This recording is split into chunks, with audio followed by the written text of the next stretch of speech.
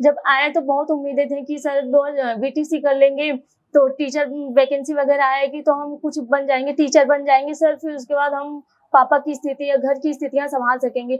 Sir यहाँ आए तो बहुत उम्मीद से, लेकिन सर अब लग रहा है पूरी उम्मीदें टूटती हुई नज़र आ रही हैं। सर कोई वैकेंसी नहीं है 2018 से।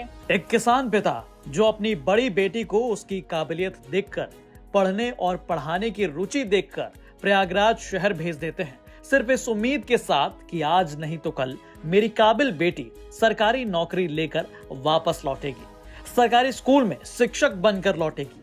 जरा अंदाजा लगाइए कि उनके लिए ये सदमे से कम नहीं कि बेटी तो मेहनत कर रही है, लेकिन सरकार और आयोग ही पिछले लगभग 7 सालों से भर्ती नहीं निकाल पाए। जी हाँ, ये कहानी है प्रयागराज के देहात में रहने वाली अनुपमा की, जिनके पिता एक किसान हैं।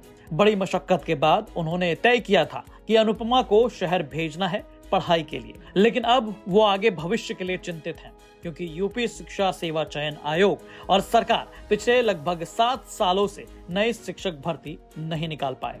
और यहाँ अनुपमा के छोटे भाई बहन की अब पढ़ाई दांव पर लगी है। अनुपमा ने यूपी तक को बताया कि वो बीटीसी पास किए हुए हैं, 2018 से भर्ती का इंतजार कर रहे हैं। सर मेरा नाम अनुपमा है, मैं इलाहाबाद की रहने वाली हूँ। सर मैं 2018 से तैयारी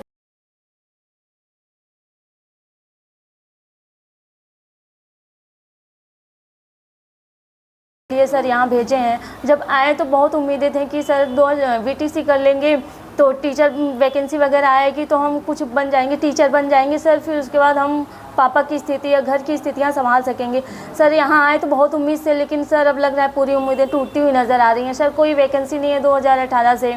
अब घर वाले भी प्रेशर करते हैं कि बहुत तैयारी कर ली, अब तुमको ही हम अकेले कितना पढ़ाएं सर, और छोटे भाई बहन भी हैं हमारे सर, वो लोग भी सब पढ़ाई कर रहे हैं, तो पापा कहते हैं हम तुमको ही कितना पढ़ाएं।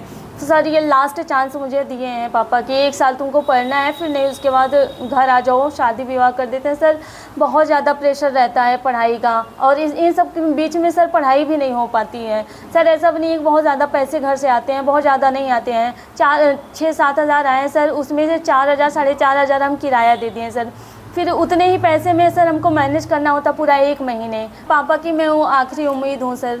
मतलब ये होता है सर, हम बड़े हैं तो पापा भी बहुत मेहनत करते हैं सर, किसानी करते हैं, बहुत मेहनत करते हैं, तो सर उनको ये लगता है कि उनकी उम्मीद हूँ मैं। जब सर मेरी उम्मीद टूटती हुई नज़र आई सर, हम उनकी उम्मीदें कहाँ से